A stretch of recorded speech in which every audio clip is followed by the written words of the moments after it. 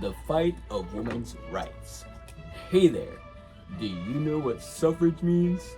It means having the right to vote.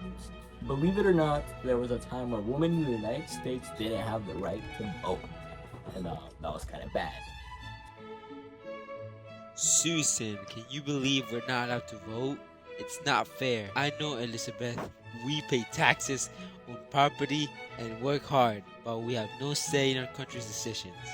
So, Elizabeth and Susan were two pioneers in a fight for women's suffrage. They traveled across the country giving speeches for, going around gathering support and stuff. It was kind of cool. Very, very cool. So, in 1913, thousands of women marched in Washington, D.C., demanding the right to vote. They faced ridicule and they got arrested, but they didn't give up. We need a constitutional amendment to secure our right to vote. We won't stop until we get it. So that's good. That's good. So Alice Paul led the National Women's Party, which organized pickets and hunger strikes to pressure politicians. Yes, you know what I mean. Okay. Finally, on August 18, 1920, the 19th Amendment was drafted and giving the woman the right to vote. That's pretty good. Pretty good. 19th Amendment. Love you guys. Yeah. Women like Elizabeth, Susan, and Alice, they fought for decades, securing this right.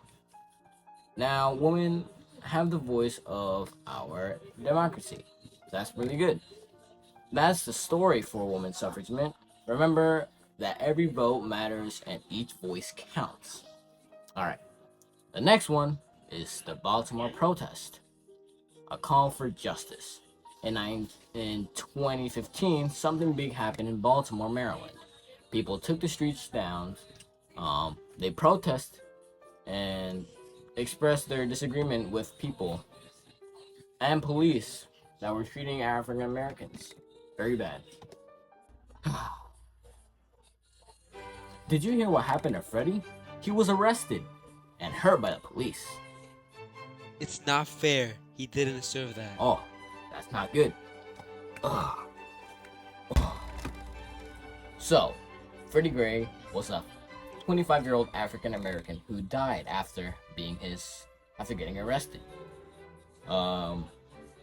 His death sparked and outraged a lot of people and started a bunch of protests.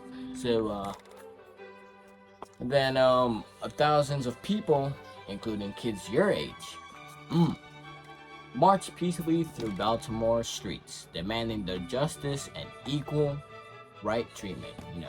Very good. We want the police to be held accountable for their actions. We want to feel safe in our own community. Protests were peaceful. Well, mostly peaceful, really. But some turned out very violent. Windows were broken and buildings were set on fire. That isn't really good. So the police tried to control the crowds, but the tensions were high. It was very difficult and an emotional time for Baltimore. We hear your voices and concerns. We promise to work towards change and justice. The protest led in conversations about race, police being brutal, and the community relationships. And slowly, the Baltimore began to heal and work towards a better future. So, then later on, the Baltimore protest showed that even in difficult times, people can come together and demand a change to create just and equal society. But hey, that's just a theory. Oh, grab on them people. Yeah. I'm out of here. I'm going to bed.